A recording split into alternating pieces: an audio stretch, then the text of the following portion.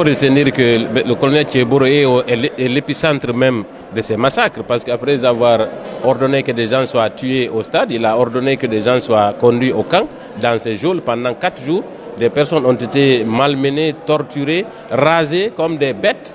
Donc aujourd'hui, le colonel Tchéboro ne peut plus nier sa responsabilité dans ces faits, puisque ces agents se sont particulièrement illustrés dans la barbarie.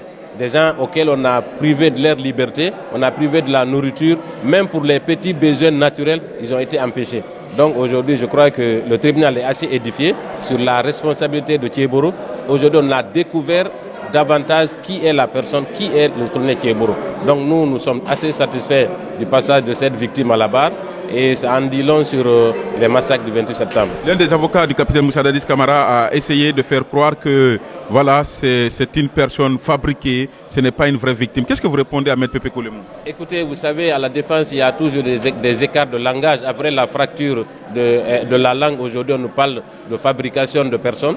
Et heureusement que le président du tribunal a tenu quand même à le recadrer. Je pense que M. Pépé Koulemou doit quand même savoir raison garder, se retenir, parce que c'est un ancien dans ce barreau. Il doit donner l'exemple à la jeune génération. Quant à Moussa Dadis Camara, effectivement, quand les personnes étaient conduites au camp, on lui a présenté le trophée, parce que ces personnes-là représentaient en réalité un trophée. Ils se sont illustrés dans chacun en ce qui le concerne pour pouvoir conduire et expliquer à leur patron tout ce qu'ils avaient fait au stade.